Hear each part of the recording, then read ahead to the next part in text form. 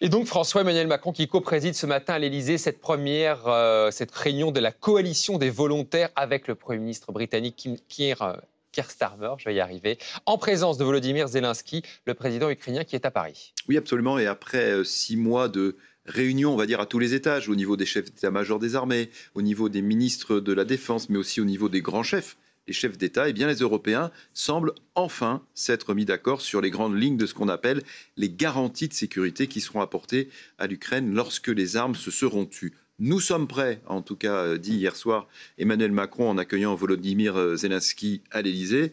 Prêt à quoi? Eh bien, prêt à garantir à l'Ukraine que la Russie ne pourra plus jamais l'attaquer une fois qu'un cessez-le-feu aura été conclu. Alors, ces garanties passeraient d'abord par un renforcement de l'armée ukrainienne elle-même, mais aussi vraisemblablement par le déploiement en Ukraine de troupes françaises, belges et britanniques, entre autres. Alors je dis vraisemblablement parce que positionner des soldats européens et donc de l'OTAN sur le sol d'un pays en guerre contre la Russie, même si les armes se sont tues, c'est un sujet hautement explosif, même à l'ouest de l'Europe, par exemple en Allemagne. Le chancelier allemand, lui, ne veut pas envoyer de soldats en Ukraine. Donc officiellement, la coalition des volontaires est prête et elle est d'accord. La question est ce matin, elle est d'accord sur quoi? Oui, justement, c'est la question, parce que qu'est-ce qui coince pour l'instant?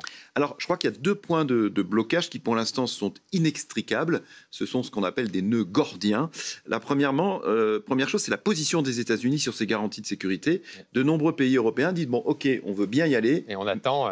Et voilà, mais à condition que derrière nous, d'une certaine façon, il y ait les États-Unis qui assurent aux Européens un filet de sécurité, c'est-à-dire que Washington s'engagerait à intervenir si la situation dégénérait et que les Européens ne pouvaient pas tenir seuls. Alors sur ce point, Donald Trump reste très flou et surtout très versatile. Tantôt il dit oui peut-être, tantôt il dit non.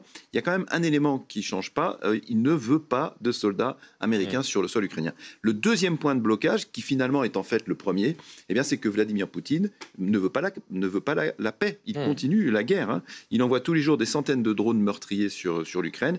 Et parallèlement, il exige des concessions territoriales que Volodymyr Zelensky ne peut pas accepter. Et justement, ces dernières heures, Vladimir Poutine s'est montré vraiment inflexible. Oui, menaçant même. Hier soir, le Kremlin a déclaré que les garanties de sécurité voulues par Kiev seraient en fait des garanties de danger pour le continent européen. Des garanties de danger pour le continent européen, les mots sont forts.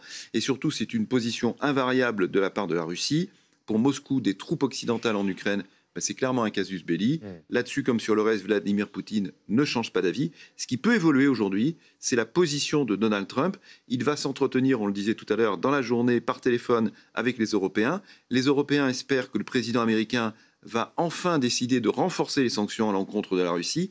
Mais même sur ce point, je dirais grande prudence, parce que ça fait des mois que Donald Trump montre régulièrement des signes d'agacement vis-à-vis de Vladimir Poutine.